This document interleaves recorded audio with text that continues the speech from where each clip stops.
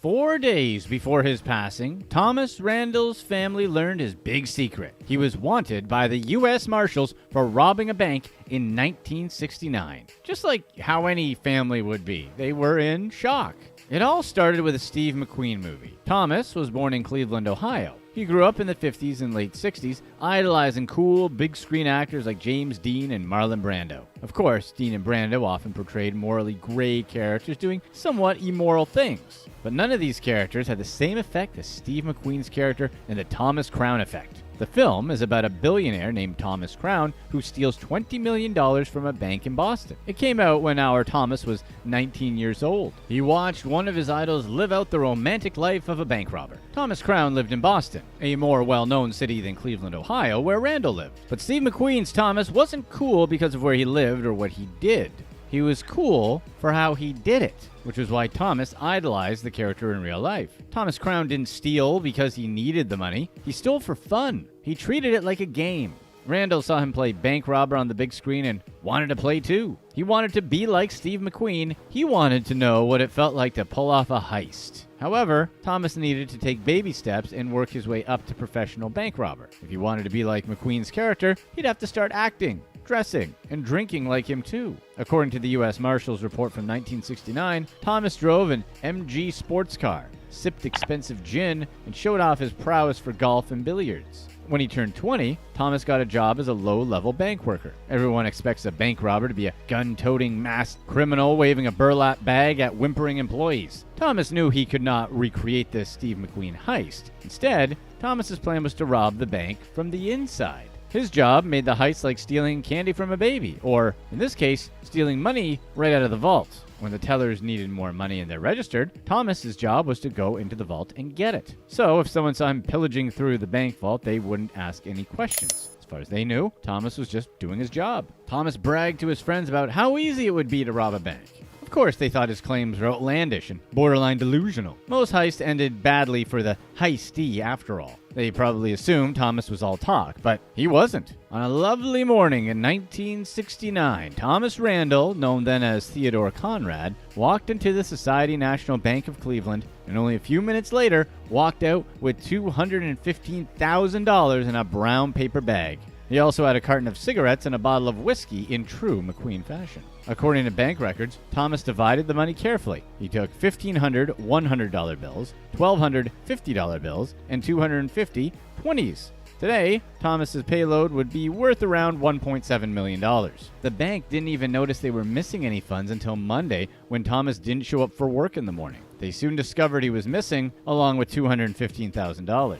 They alerted the U.S. Marshals, who launched a manhunt for young Theo. His face was plastered in newspapers all around Ohio. The FBI even put him on the most wanted list, where he would appear quite frequently as dozens of law agencies across the country searched for him. Some people thought Theo, now Thomas, fled to 3 likely locations: California, Paris, and Hawaii. However, none of these locations were proven by law enforcement. They were just false alarm sightings of Thomas. One Ohio couple thought they saw him in Hawaii 3 months after the heist. They told police that they were sitting at a tiki bar in the Princess Kailani Hotel on Waikiki Beach when they had a strange encounter with a fellow guest. The couple was relaxing and trying to enjoy their vacation, so they began chatting with a man at the bar. A few minutes into their conversation, the couple mentioned Cleveland, Ohio. Suddenly, the man's attitude changed. He excused himself to use the bathroom and never came back. Not long after meeting the strange man, the Cleveland couple saw a picture of Thomas in the papers. They called the police, telling authorities they had seen the wanted bank robber at their hotel only a couple days ago, although he probably wasn't still in the bathroom. The local authorities in Waikiki searched everywhere for the man at the bar. Eventually, they got a lead at an apartment complex near the hotel, but the man had left already. The landlord said the man paid with cash, which of course, the police couldn't trace. They still aren't 100% sure if that was Thomas or just someone who resembled him. So where did Thomas go? What kind of life did he lead as a wanted man?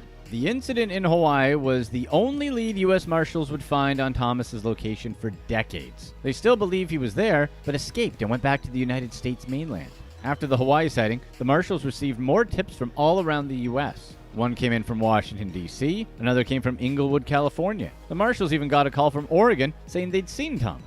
He apparently showed up in the picturesque outlaw country of West Texas. If the Marshals got a call, they dropped everything and went to that location. However, they never once stopped to check the city Thomas was actually living in, the city where he spent 30 years hiding from authorities, Boston. It made sense, though. The Thomas Crown Affair was filmed in Boston, and Randall even lived a few blocks away from the filming location. He could probably sense McQueen's presence. Thomas did hop around a bit, but eventually he settled down in the Boston area. He started a family, built a career, and became a well-liked member of his suburban community. The man in the proverbial wanted posters was Theodore Conrad, the audacious bank robber. He changed his name to Thomas Randall, who, by contrast, was an innocent suburbanite who lived a remarkable life. Thomas quickly realized that he couldn't live off his heist money forever. As he started running out of cash, he searched for work in the area. He didn't find anything substantial. He must have known where people were looking for him because Thomas went to one of the few regions U.S. Marshals didn't, Florida. He found work in the prestigious Pembroke Country Club. He started off as a golf instructor and worked his way up to teaching pro. Yes, Thomas was technically a pro golfer. He held the secondary, but still esteemed, title of assistant golf pro. Thomas played in the Winter Tour for 1 year. He retired early to a comfortable management position at Pembroke, where he earned a steady salary for several years. According to his wife and children, Thomas genuinely loved golf. Becoming a pro golfer probably wasn't the best career choice for one of the most wanted men in America, but it was worth the risk. After all, what would Thomas Crown do? Randall eventually quit his job at Pembroke and pursued his other McQueen-inspired passion, cars. Thomas retired from golf in the 70s and stayed in Boston full-time, where he started a luxury car dealership. He named the business Woburn Foreign Motors. Through Woburn, Thomas sold all kinds of vehicles, but he especially loved working on and selling Range Rovers and Volvos. He spent nearly 40 years in the car business until his forced retirement in 2021. Cancer forced him to hang it up, a disease that plagued the last few years of Thomas's life. Thomas spent those years caring for his wife, Kathy, and his daughter, Ashley. Of course, they were still blissfully unaware of their father and husband's criminal past. They only knew Thomas Randall, not the wanted bank robber, Theodore Conrad. Thomas was a car salesman who loved to cook for his family. He'd spend hours in the kitchen experimenting with new recipes. When the family of 3 sat down for dinner, he'd always ask them if he should make the dish again. Unfortunately, and somewhat ironically, Thomas was not good with money. In 2014, he filed for bankruptcy. And by the time he passed away in 2021, Thomas was flat broke. His family could never have imagined their loving family man was once rich in stolen bank money. That was until he told them the truth. Thomas revealed his 1969 bank heist 4 days before he passed away. His family chose to admit the crime from his obituary. Of course, that didn't stop the news from getting out. The U.S. Marshals released their findings in a public report which finally closed a case that had gone unsolved for over 50 years and was led by 2 generations of marshals. U.S. Marshal John K. Elliott nearly spent his entire life looking for Thomas. In 1969, Elliott was a marshal in Cleveland and was the first person the bank called when they discovered the robbery. Elliott chased every lead he could get, but as we now know, those leads were just the breadcrumbs of a wild goose chase. Elliott started on the case in 1969 and hunted Thomas until 1990. However, Elliott's son, Peter J. Elliott, says his father never stopped searching for Thomas. After his retirement, Peter says he remembers his father keeping up with any leads the U.S. Marshals had on Thomas. He even investigated some leads himself. Peter recalls his father telling him how Thomas, or Theodore as he knew him, was the one fugitive who got away. Elliott passed away in 2020, 1 year before Thomas confessed his crimes. So unfortunately, Elliott never got closure on the case that spanned his entire career and life. Before Elliott died, however, the U.S. Marshals, currently on Thomas's case, shared some news with the retiree. They were getting close to finding Thomas. They told Elliott they'd found a connection between 2 documents in Thomas's name. Peter was the marshal leading the investigation and remembers telling his father the news personally. The news also came with a word of thanks. Elliott had compiled most of the research used in the Conrad investigation, including a document signed by Thomas Randall. The signature on the pre-69 document was compared to the signature on a more recent version. Marshals compared the T in Thomas and Theodore and determined the same hand must have written both signatures. It took Peter and his team about a year to make the connection. By that point, Thomas was already on his deathbed and he'd confessed to the crime.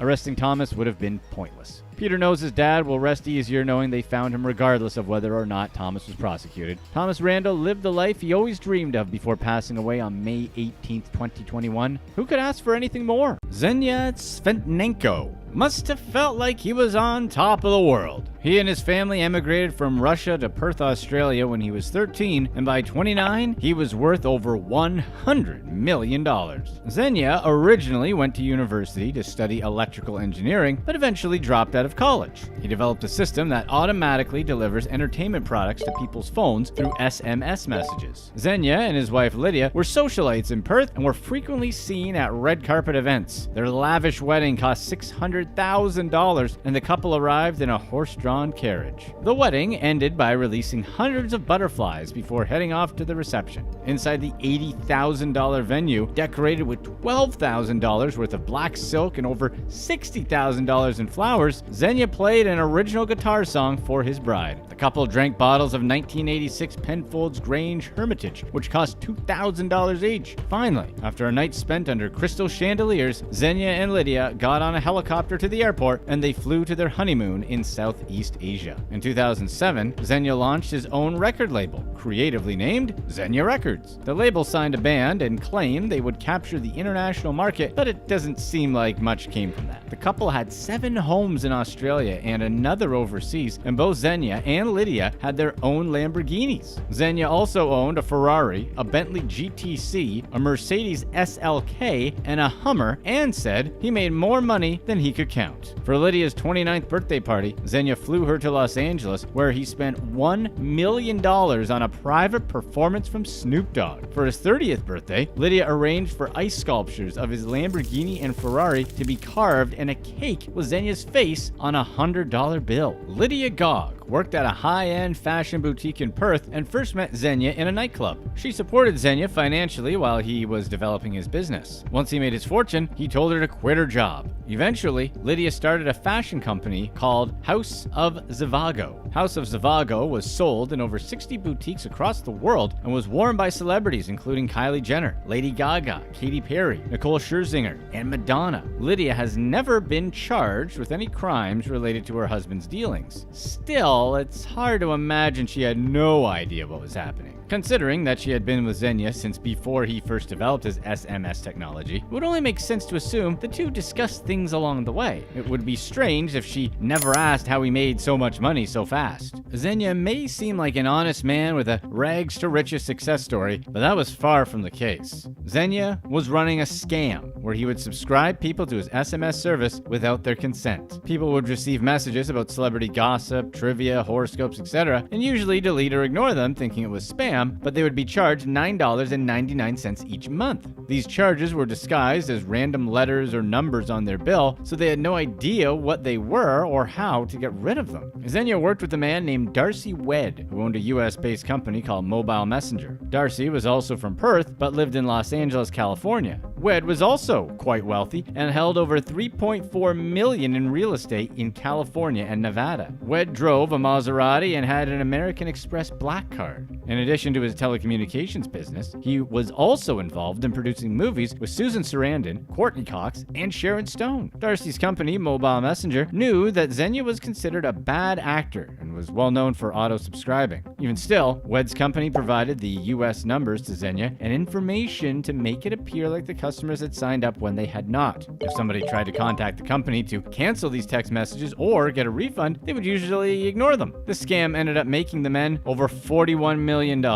Xenia and Wedd also laundered their money. They would transfer the cash from one bank account into a shell company set up in someone else's name to conceal where the money was coming from. These types of scams are not uncommon, and the FTC refers to them as negative options. It's not a problem or illegal if a service signs a customer up for a recurring charge. In the case of Xenia's scam, it was nearly impossible for someone to cancel. This has happened in a few other high-profile scams, including Match Group, the owner of Tinder, OkCupid, and Match.com. In 2019, the FTC filed a lawsuit against Match.com for misleading users by telling them they would get 6 months free if they didn't meet someone special. Match.com users had to submit a photo within the first 7 days and then contact at least 5 people each month. When the 6 months were up, the users were asked if they had met anyone, and if they said yes, even if it didn't work out, they were disqualified from the guarantee. The FTC also said it was confusing for customers to cancel their subscriptions. The FTC also sued a company called ABC Mouse, which was a learning program for children, because the company didn't explain they would be charged after their free trial ended.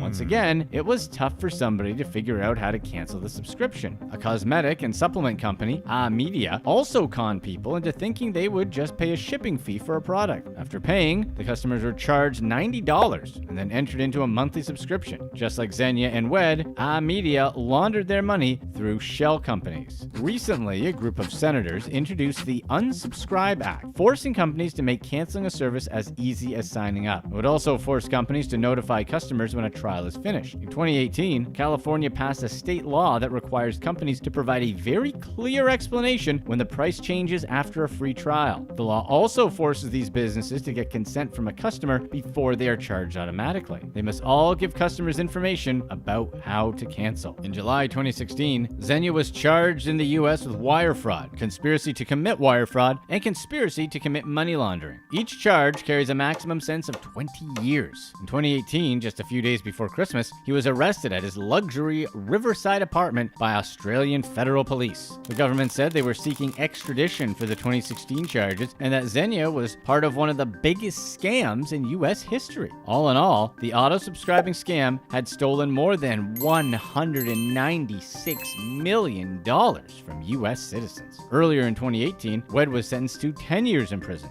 Another man named Fraser Thompson, who worked for Wed's company, was sentenced to 5 years. For the moment, Xenia hasn't been tried, but he was now in an Australian prison waiting on an extradition trial. Xenia's lawyers were trying to get him released, and Lydia and Xenia's mother wrote letters to the court showing he should be granted bail. The judge denied it and said Xenia was a flight risk. Xenia would have to remain in jail while he fought his extradition case.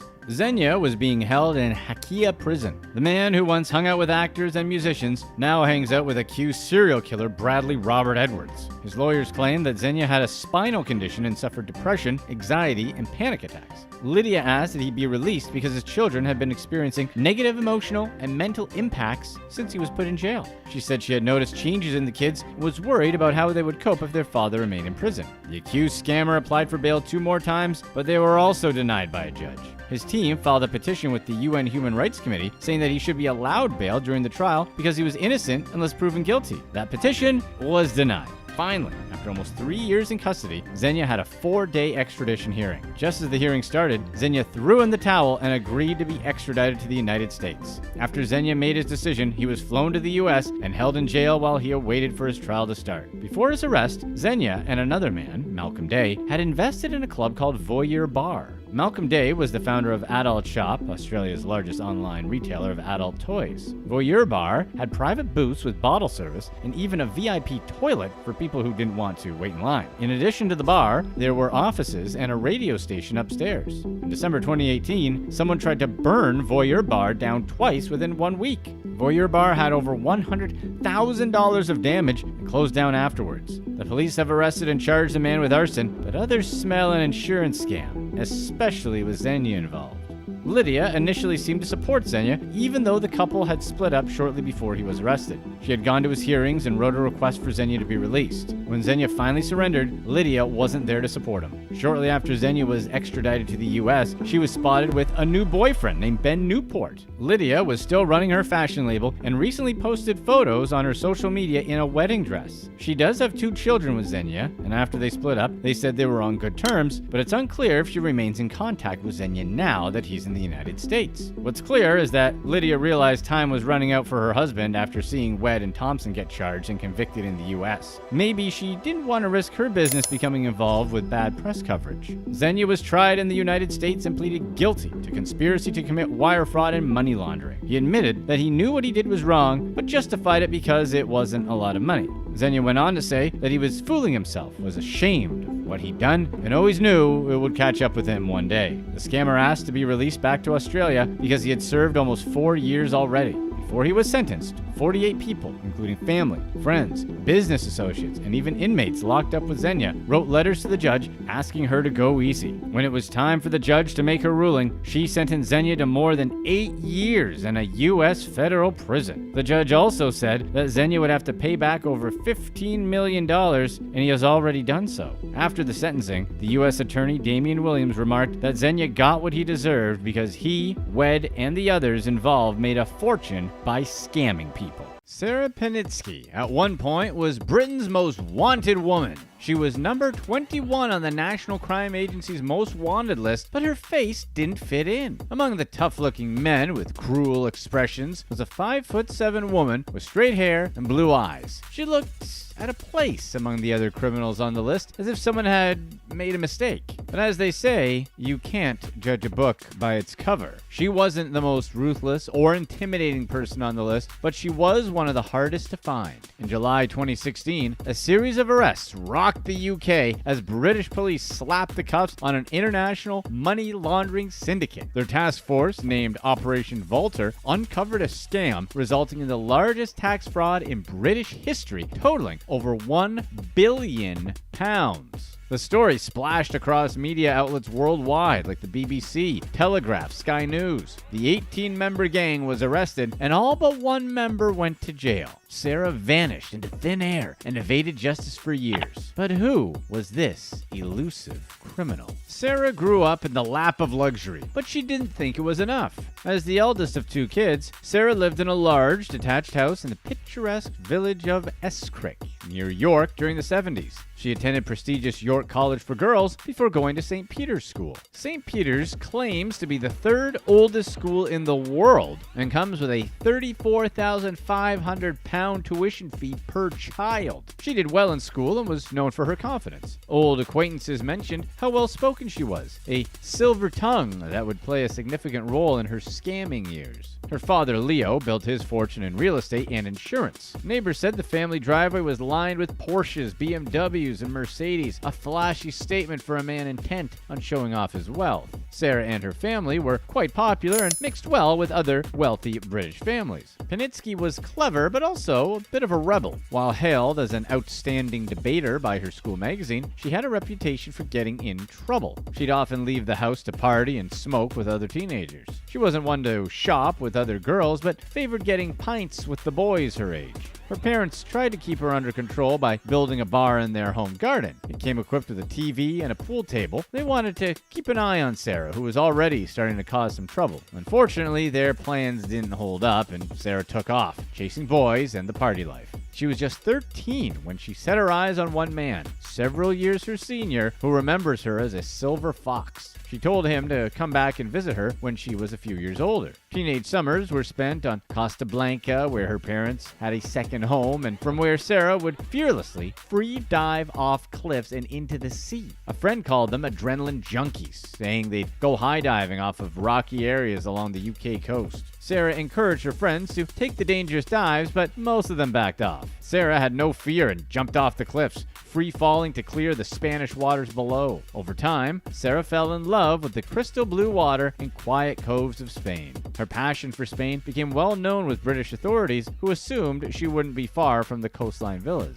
The family had it all between luxurious houses, suntans, and flashy sports cars. That was until Sarah's luxurious life came to a halt. In 1993, when Sarah was 19, her father was arrested for buying council houses and selling them early for a hefty profit. Police caught wind of his scam and launched an investigation. He was sentenced to 4 years in prison for corruption. One local said it was only a matter of time before he got caught. In the UK, council houses are a form of public housing built and controlled by local authorities. In 1985 and 1988, control of these houses were given to non-profit housing associations backed by private funding. So, when Sarah's father started buying and selling these houses to turn a profit, local authorities knew something was fishy. They said Leo was a friendly guy. He may have been a bit loud and flashy, but he always bragged about his work. Some people in their town considered him something of a con man. Whispers went around that he'd fleeced people and had gotten away with it for years. The arrest derailed Sarah's life. She took time out of her studies to visit Leo in prison. In a letter written to her ex-boyfriend, Sarah said the whole ordeal was the worst situation she'd ever been in, only made worse when they broke up after 2 years. She often visited her dad in prison, sometimes annoyed by his moody demeanor and harshness towards her mom. But eventually, Leo left prison and hasn't been in trouble since. Sarah traveled to Barcelona for her master's degree in business management shortly after her father's sentencing. Over the next decade in Spain, she learned French, worked for property rental companies, and volunteered in local nonprofits. She had a comfortable and respectable life and dreamed of eventually owning her own hotel. But as the saying goes, the apple doesn't fall too far from the tree. Sarah followed in her father's criminal footsteps when she worked with the infamous tax criminal Jeffrey Johnson. He helped her pull off the biggest tax scam in British history. They met through an acquaintance, and Johnson recruited her into his web of 18 fraudsters located throughout the UK. Jeffrey also liked to keep crime in the family business, running frauds with his son until they were arrested in 2017. So how did the gang of fraudsters pull off the scam? The group created a network of companies that bought mobile phones VAT-free from Europe. Basically, these phones are priced without an added tax.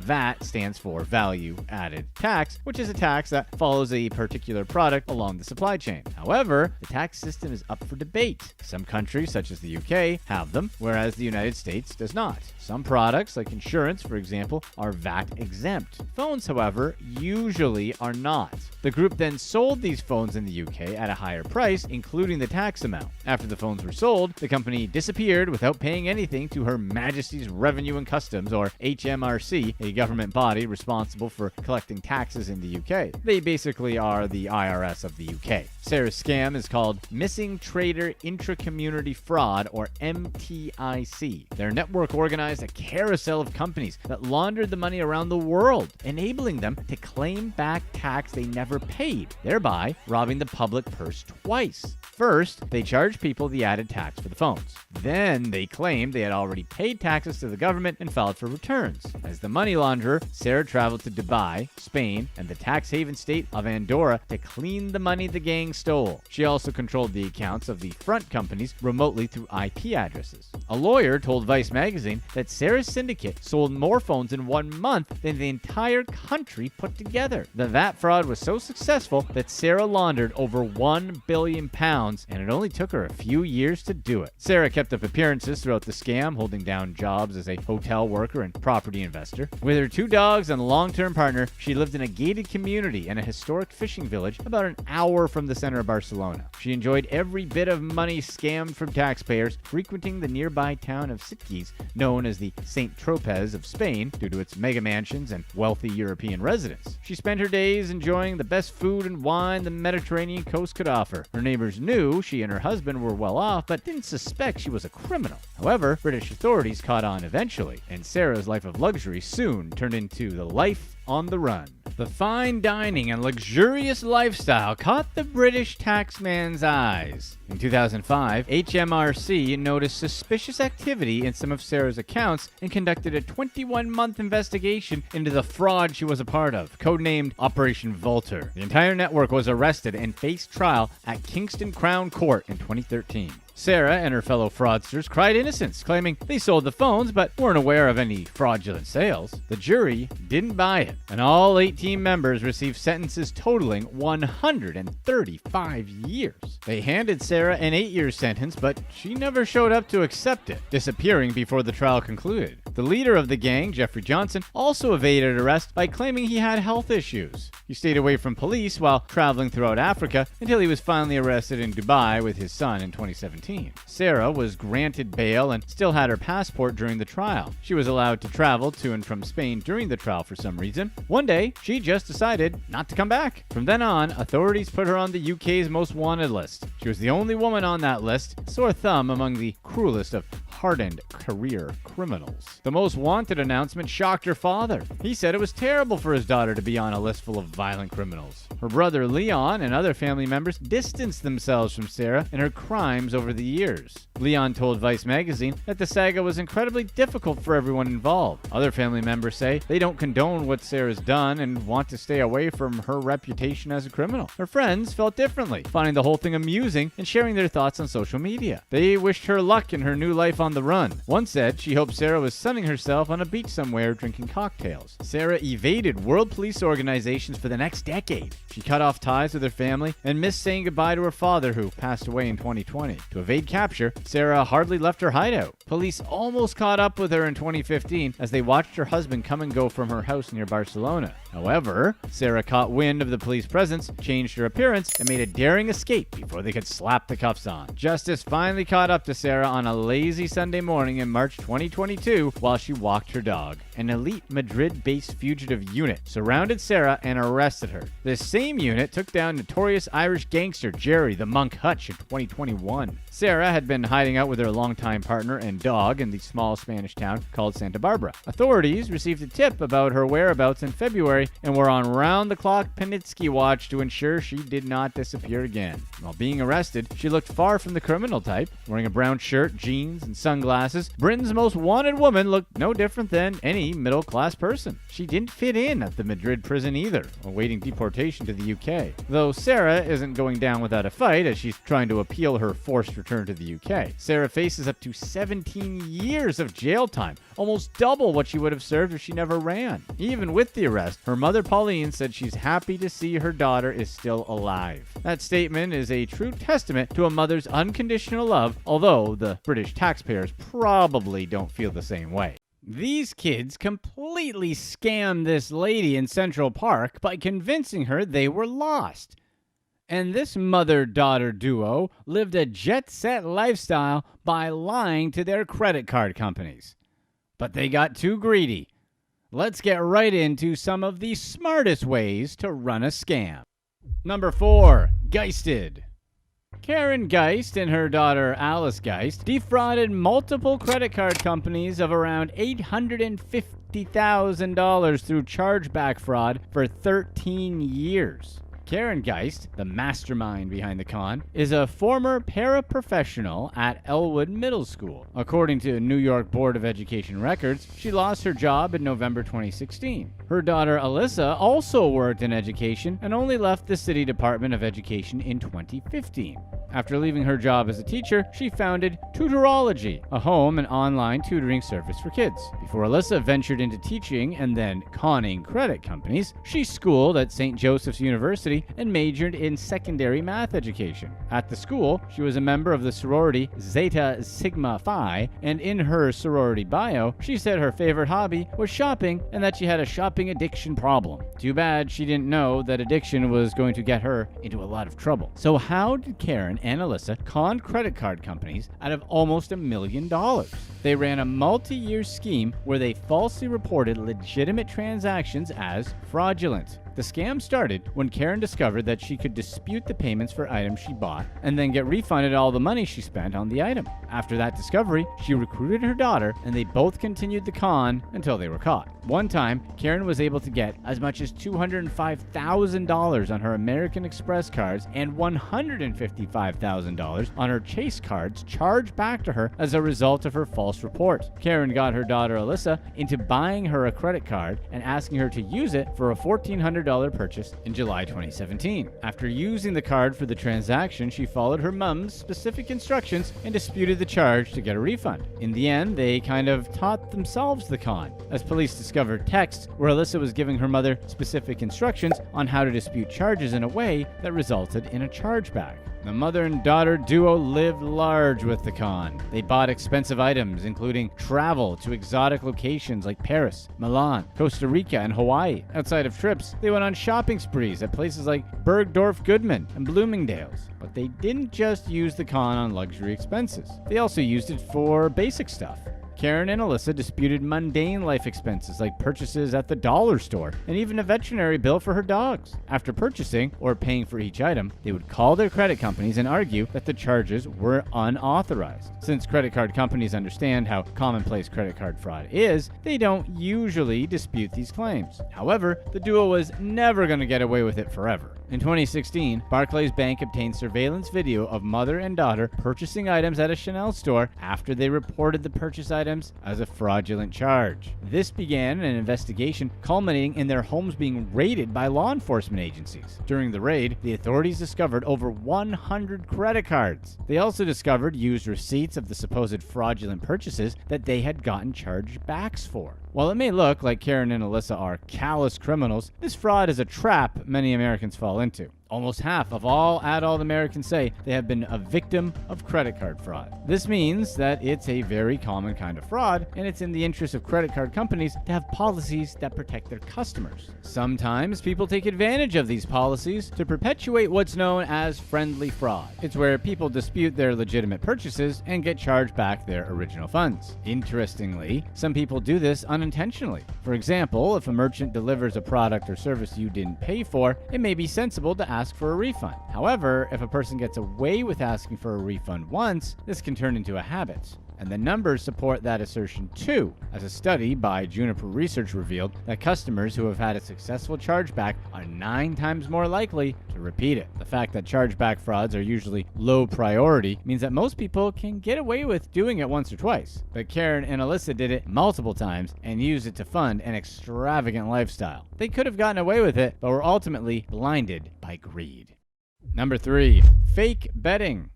John Frank Thomas and Thomas Joseph Becker ran an illegal Ponzi scheme masquerading as a sports betting fund and defrauded over 600 people of around $29 million. But this wasn't their first rodeo with the law. Way back in 1990, both men were convicted of running a Ponzi scheme that centered around copy machines. They had received money from companies to buy copy machines and lease them out at a profit. However, the men never bought those machines and spent the money instead. They were arrested and then given 10 and 7-year sentences for their efforts. However, it looks like they served their time but refused to learn their lesson because they have now been indicted for running yet another Ponzi scam. Frank and Becker made up the perfect lie to scam their would-be investors. They told their investors that they had a proprietary handicapping system that gave them simply unbelievable returns with sports betting. They also boasted that they had special insights and ahead-of-the-curve strategies that allowed them to make more money than seasoned investors like Warren Buffett. On one of the many websites they run, they claimed that they had generated greater than 600% compounded gross profit in the last 2 years. They basically said they grew money a quadrillion times faster than Warren Buffett and were making so much money so quickly that they couldn't move it through the banks quickly enough. With this lie, both men were able to raise tens of thousands of dollars from hundreds of investors looking to make it big. They were able to avoid paying investors back by claiming that they couldn't move the money through the banks quickly enough. Investors believed they were investing in a mutual gambling fund and that Thomas and Becker would help them multiply their initial investments. One reason why both men were able to grow their investor base so fast was that they advertised betting heavily on favored teams using round-robin wagers, which are bets consisting of multiple parlays. A parlay is a single wager on 2 or more teams that only pays out if all the single bets win. This makes them quite risky and also very lucrative if they come true. Most casinos prefer parlay bets because they are riskier and it's much easier to make profit off of them, unlike single bets. In total, both men were able to scam over 600 investors of around $29 million. Since the scam was essentially a Ponzi scheme, the con artists were skilled at forging documents to prove to their victims that their initial investment was growing. One of the investors in the gambling fund, a retired engineer from Texas, saw his initial investment of $50,000 rise to around $700,000. Another investor, a New York-based doctor, saw his investment go from $125,000 to around $900,000. One of their earlier victims, a man named Mark Desabray, tried to sue the con artist's several mutual funds and get back his capital. The man invested about $50,000 into one of their funds, and within 2 years, documents from the duo said that his investment had grown to around $2 million. However, Desabray alleged that he hadn't gotten a cent out of his supposed funds. In their defense, Thomas and Becker said that the employee placing the bets at Las Vegas casinos drowned during a short trip to Nicaragua. They said that he got drowned with winning tickets worth millions of dollars. That's probably the most convenient mishap in the history of mishaps to ever occur. Interestingly, Thomas and Becker got away with this lie because they settled out of court with Desabray. In any case, the gambling funds operated by Thomas and Becker required new investments to keep the scam going. To get new investors, they hired investment advisors on Craigslist who helped them source for new victims. Interestingly, they paid out bonuses to these investment advisors who brought them new clients. Since the brothers were running their scam via a Ponzi betting fund, they were able to get away with it for longer. The reason is simple. Sports betting isn't a regulated investment tool, so they were able to fly under the radar for longer. But they were certainly not able to fly under the radar forever. They were eventually found out by the authorities, and a federal grand jury returned a 14-count indictment on both men. They were charged with 1 count of conspiracy to commit wire fraud and 13 counts of wire fraud. The statutory penalty per count for conspiracy to commit wire fraud and wire fraud is 20 years in prison, which means that they could bag more than 20 years if they are convicted of the crime. Number 2, Florida ticketing. Thomas Colho made about $1.8 million from running a fraudulent scheme to buy tickets at face value and sell them for a profit. Unsurprisingly, this was far from being Thomas's first rodeo. In 2009, he was arrested by St. Petersburg police and was accused of duping a St. Pete woman of around $115,000 worth of Super Bowl tickets. Interestingly, at the time, Thomas didn't deny his involvement in the crime. He admits he got ticket, and he admits that he gave the woman a fake check in return, but still maintains that it was all an awful misunderstanding. Aside from defrauding that woman, Thomas also had a civil suit pertaining to fraud in Massachusetts and also had old arrest warrants out of California for larceny and grand theft. Perhaps the reason why Thomas was able to carry out his fraud so many times was because his schemes were usually simple. His most recent scheme was to lie that he had connections that allowed him to buy highly coveted live event tickets and that he could easily purchase those tickets at face value and resell them for profit. He told his victims that he was a lawyer and graduate of Wharton School of Business, as that gave him even more credibility. He was able to convince several victims to send him large sums for his business through this guise. However, instead of using the funds to purchase tickets, he spent them on personal expenses, entertainment, and cash withdrawals. But he didn't end there. He continued to string his clients along by providing them with fraudulent documents that proved that he was legit. These documents include a fake wire transfer receipt showing that he had indeed purchased the needed tickets. However, Thomas wasn't just successful with his scheme because he kept it simple. He was also successful because he had excellent human relations. During his trial, one of his victims said that they believed that Thomas had a close friendship with them and, as such, couldn't defraud them. Another said that he had been befriended by Thomas and only began to suspect that he was a victim after losing $1 million. He said that Thomas is an extreme danger to humanity and was quite adept at getting close to his victims and finding their weakness. Once he did that, he went directly for all that he could get. In the end, Thomas was caught by law enforcement and was sentenced to 10 years in prison. But our con artist didn't go quietly into the night. Before his sentencing, he continued to attempt to commit fraud. In fact, he solicited for around $40,000 from a victim of his from jail. He told his victim that he wanted to use the money to hire a private attorney. He was also overheard telling people that he planned to pretend to have a drug problem so as to get a lower sentence. When the judge heard about all of this, he said Thomas's actions were those of someone who believed that they could beat the system. In his defense, Thomas agreed that he'd done a horrible thing and there should be consequences for his actions. Number 1. Lost phone.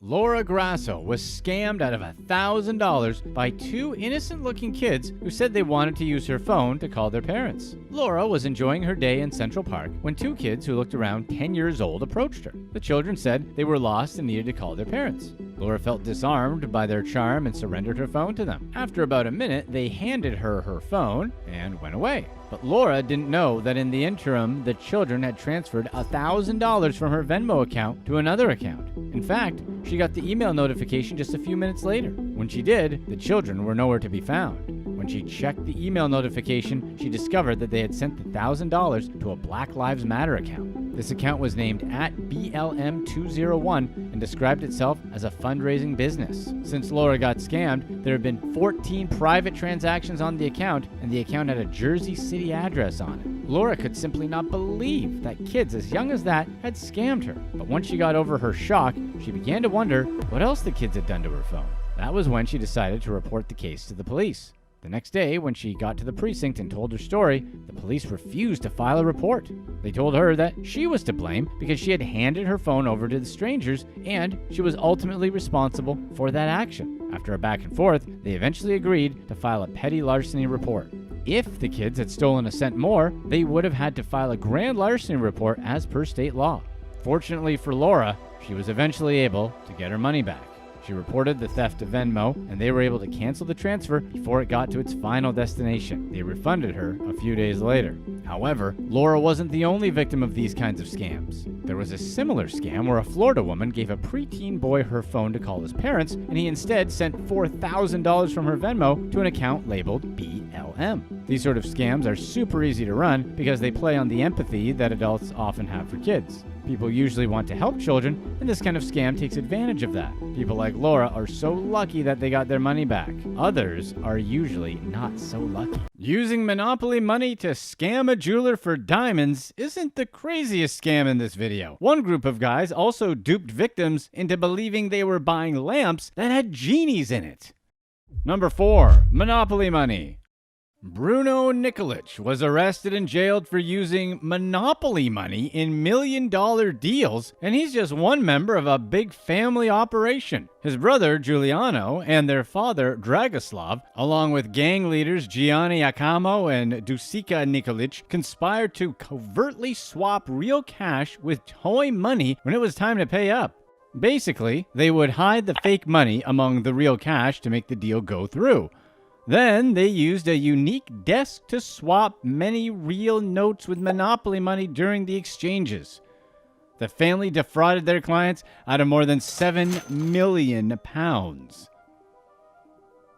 Nikolic family didn't shy away from their crimes when faced with an expert, despite the risk. They went on to scam the world-famous master jeweler John Calleja out of £6.1 million. Calleja has designed diamond masks, bracelets, and necklaces for celebrity catwalks and prestigious events, and worn by people such as Madonna and members of the royal family. Some of his other clients include Zara Phillips and Colin Firth. Calleja is especially famous for his pink diamond designer collection, which has won him many awards worldwide. So when the Nikolic family struck a deal with Calleja, they knew they'd struck more than gold. They hit diamonds. Gang member Gianni Acamo, claiming to be a gem expert, inspected Calleja's stones at the Covent Garden Hotel and offered him a deal. When it came time to exchange the cash for the diamonds, Calleja and his bodyguard worked to funnel the money into a cash counting machine. When they turned their backs for just a moment to put the device away, the gang members switched the genuine euros for bundles of Monopoly money, using paper bands to cover the word Monopoly on the bills. Once the process was complete, Calleja handed over the jewels from his shop in the Royal Arcade on London's Old Bond Street. It wasn't until the Nikolics were long gone that he realized they scammed him out of millions. But Calleja wasn't the only one. They also carried out their crime spree in Bristol and Leeds. In Bristol, jeweler Jack Cohen was defrauded of £420,000. Members of the Nikolic family met him outside of the Marriott Hotel and handed over real euros for the watches and a cashier's check for the diamonds. But there was a problem with the cashier's check, so the Nikolics agreed to pay the balance for the diamonds with euros. Cohen was given a bundle of Monopoly money and didn't realize it wasn't real currency until the next day, when it was too late.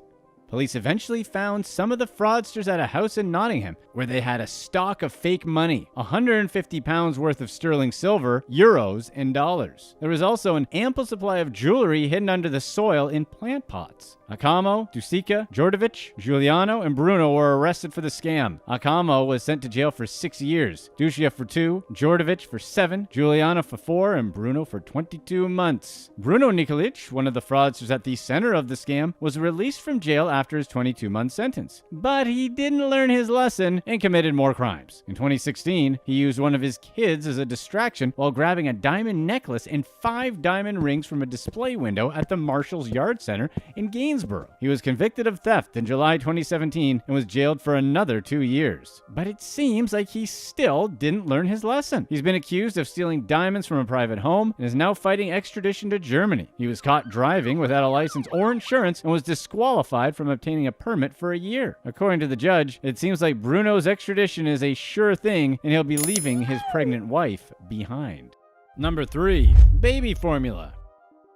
In 2022, mothers were shocked to find empty shelves that were supposed to be stocked with baby formula their babies depended on. 9 years before the critical shortage, people were starting to tamper with the U.S. supply of essential baby formula. In 2017, a trio of 2 men and 1 woman were arrested for their role in a fraud scheme that made them more than $200 million in profits. Sharita Nabi, Johnny Grobman, and Raul Doki got in on the ground floor by convincing U.S. infant formula manufacturers to sell them products at discounted rates, sometimes up to 60% off the original price. They claimed they had a government tender to purchase the formula on behalf of Suriname in South America. But instead of sending the product to Suriname as they promised, the trio turned around and sold their hoard of baby formula to U.S. citizens at full price. To secure these huge discounts, Nabi, Grobman, and Doki negotiated with baby formula manufacturers, promising to deliver the baby formula to mothers in the impoverished country of Suriname in South America. Doki and Nabi set up a company based out of Suriname called Tropical Marketing and Distribution NV. They created a fictional government office called the Suriname Tender Office to provide false documentation to support their scheme. They wrote out a government tender to show the companies they were scamming, proving that they were obtaining baby formula on behalf of the nation of Suriname. Grobman also listed himself as the manager of several fake companies to make them look more authentic. The trio worked together to create false purchase orders, shipping the products abroad, and then immediately bringing them back into the U.S. in a process called U-turning. Grobman submitted fraudulent shipping documents to U.S. agents to get the tons of baby formula past customs. Sometimes they didn't ship the product at all. One witness at trial took the stand to say that the fraudsters covertly switched the stock of baby formula in shipping containers with sheetrock of the same weight. They replaced the cargo seals installed by the infant formula manufacturers to prevent tampering and used a machine to create identical markings to avoid getting caught by customs officials and formula manufacturers. A fourth man, Edgar Torres, collaborated with the fraudsters to pose as a registered agent of Lemaire Transport, a phony freight forwarding company. Grobman and Torres used their shell companies to sell the infant formula back to American distributors and split the profits with the two other accomplices. They defrauded about 60 companies and used their $200 million profits to buy a $9 million mansion in Florida, a 48-foot yacht, and several international estates. But one time, things didn't go according to plan. In 2017, one manufacturer cut off business with the two after a truck driver warned the company about upcoming delays. A closer investigation into their operation revealed that their exports to Suriname were a complete lie. After a 13-day trial in February 2020, a federal jury found the trio guilty of wire fraud, money laundering, and smuggling goods from the United States. Grobman, Doki, and Nabi were sentenced to 18 years in federal prison and were forced to hand over $200 million. Grobman requested a retrial, which the judge quickly denied. Number 2. Lego My Legos. In May 2022, English couple Lee Hickenbottom and his partner Tabitha Knott were caught stealing more than £1 million of taxpayers' money and using it to buy luxury cars, expensive vacations, and top-of-the-line Lego sets. They also spent hundreds of thousands to renovate their home in Dudley, including a 13,000-pound hot tub that was so big it had to be crane-lifted in. They spent more than £250,000 on luxury cars, £18,000 on iTunes, and of course £16,000 on Apple products. But the weirdest purchase has to have been the £1,500 spent on expensive Lego sets. Hickenbottom set up a fake transport business, Serenity Community Transport Limited, to submit claims for repayment from HMRC, which stands for Her Majesty's Revenue and Customs. From 2014 to 2017, the pair claimed £1.2 million in VAT related to more than £7 million in fake invoices. But what's a VAT? VAT stands for Value Added Tax. Basically, it's a tax on goods and services paid at each level of the supply chain, from the initial manufacture to the point of sale. It's used instead of an income tax to raise money for the government based on consumption rather than salary. Most countries in the European Union use a VAT system, but the United States does not. That being said, many people scam the VAT system using something called a carousel scheme, in which a fraudulent trader imports goods without VAT and then sells the items to a distributing accomplice who charges clients for VAT. The distributor sells the items to a series of other companies who all pay the VAT, until it's nearly impossible to track the manufacturer and distributor who first sold and bought the goods without VAT. At that point, those companies have already reclaimed VAT from the government and made a profit on the tax they never paid. HMRC officers eventually found out about the fraud after investigating some of the claims, even after Hickenbottom tried to cover his tracks by transferring £340,000 to family and friends and sending £76,000 to Knott. In 2020, Hickenbottom pleaded guilty to dishonest claims of £28,000 in job seekers allowance and employment support allowance from 2013 to 2016. He and his partner were found guilty of VAT fraud in March 2022 after being tried at Birmingham Crown Court. Knott was also convicted of money laundering. Hickenbottom was sentenced to 8 years in prison, and Knott received 18 months with a 2-year suspension. Number 1. The Genie.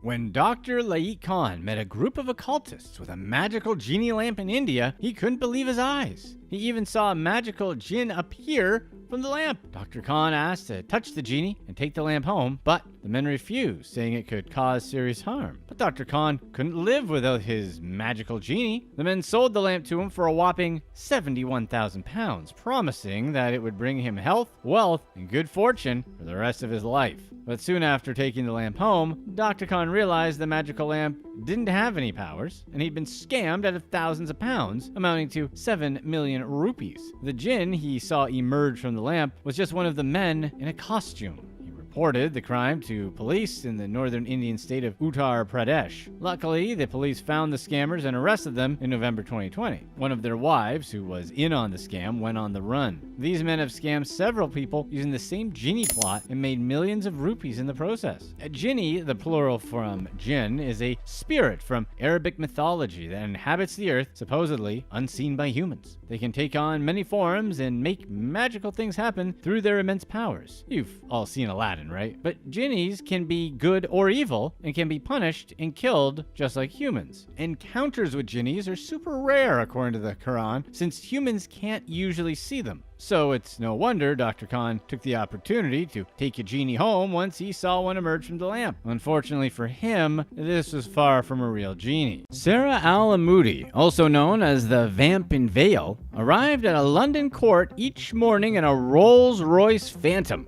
She emerged from her luxury car surrounded by bodyguards, including some assigned to carry her handbag and her 50,000-pound diamond-encrusted phone.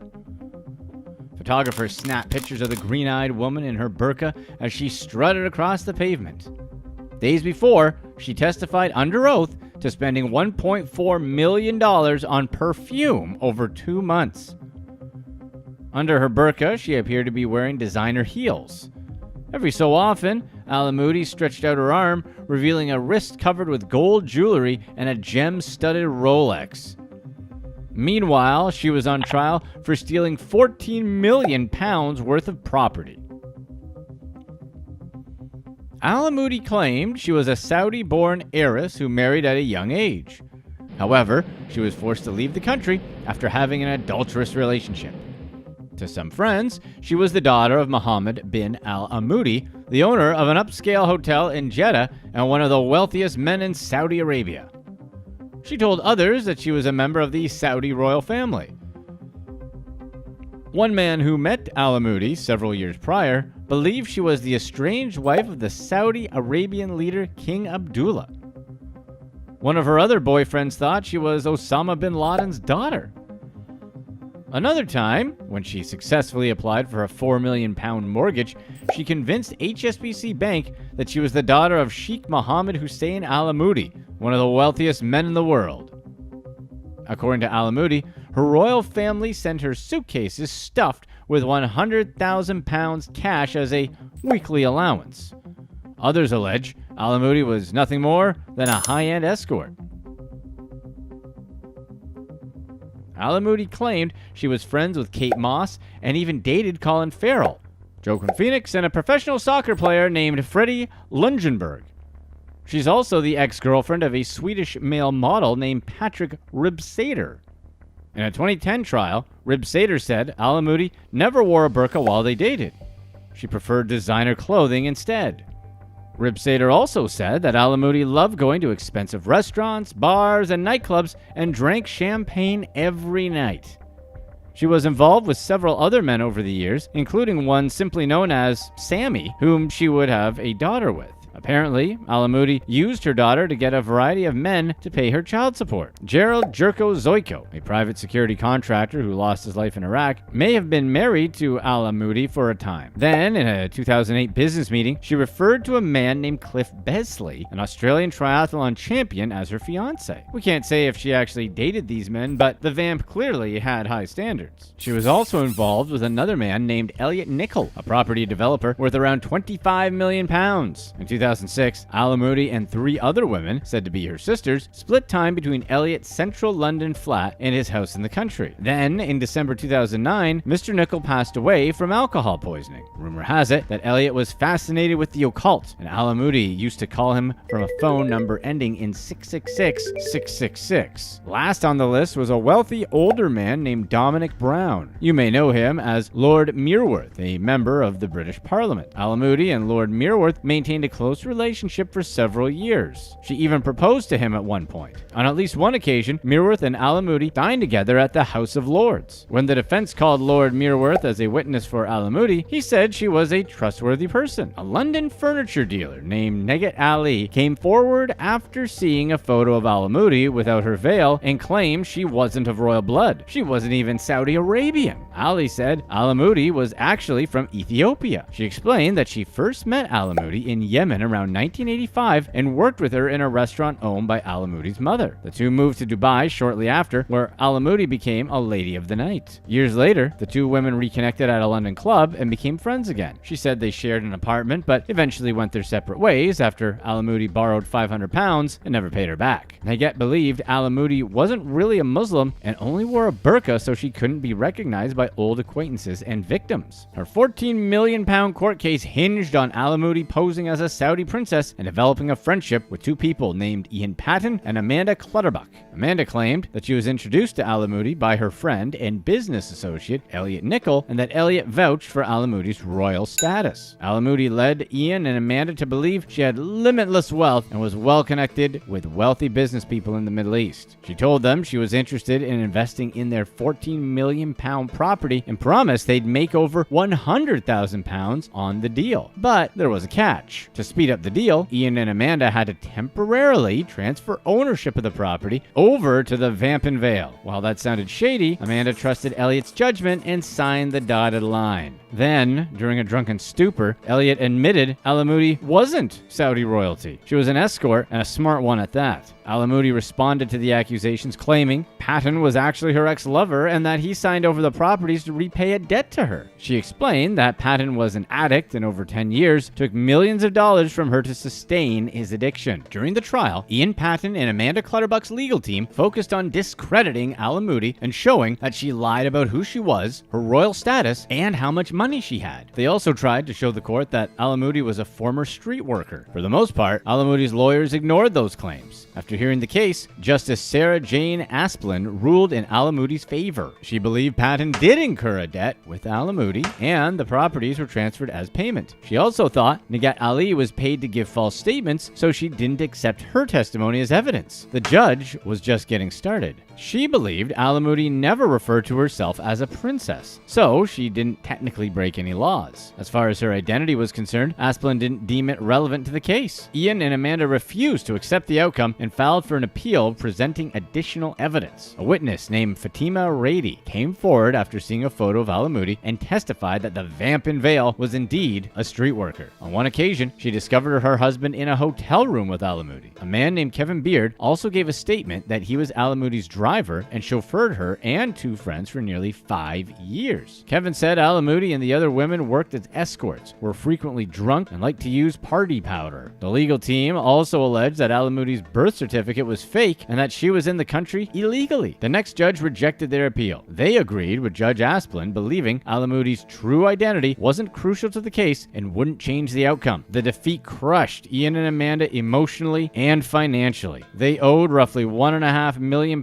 in court costs, but weren't done with the Vamp and Vale. Not yet. Perhaps they could convince the London police to reopen the case. Amanda and Ian knew it wouldn't get them their money or property, but by now it wasn't about that. They wanted to see Alamoudi behind bars and were willing to do whatever it took. But once again, things did not go their way. The London Metropolitan Police informed Ian and Amanda they were shutting down the investigation. Alamoudi would not be charged with a crime. Patton and Clutterbuck responded by enacting their victim's right to review, which is a system that allows accusers to appeal when the police decide not to charge someone. The police reviewed the specifics and confirmed they would stand by their their original decision not to charge Alamoudi. Ian and Amanda had one card left to play. They'd bring the case back to court, hoping a judge would overrule the police department. This time, Ian's brother George represented the couple. He explained that because of the trial's outcome, Amanda and Ian, as well as their extended family, were out millions of dollars. He described how Ian and Amanda lost their home and had to file for bankruptcy after Alamoudi stole their property. George said the police acted irrationally. Not charging Alamoudi was ridiculous, as there was more than enough evidence to slap the cuffs on. In Patton's eyes, they had an extraordinary case on their hands,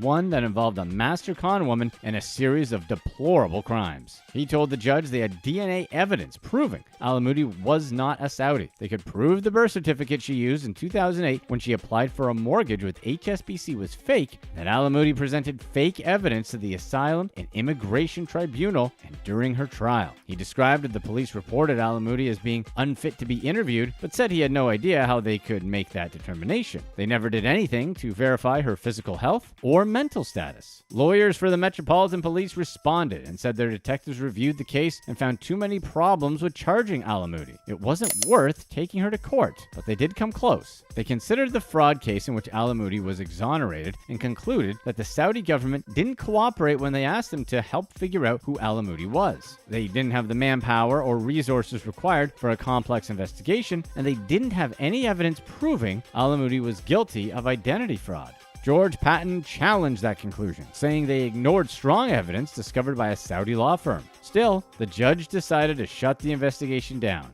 After all, any court would be concerned about overturning a police decision after the police had thoroughly analyzed a case. As if it helped, the judge sympathized with Ian and Amanda's plight. He understood how frustrated they probably were, and not seeing Alamoudi behind bars must be crushing. He continued by saying that the police provided good reasons as to why they chose to end the investigation and that they weren't required to explain their decision regarding every piece of evidence. Click to watch one of these next videos. Let us know in the comments section whether or not you would push a magical button that would reveal a secret that someone close to you was hiding.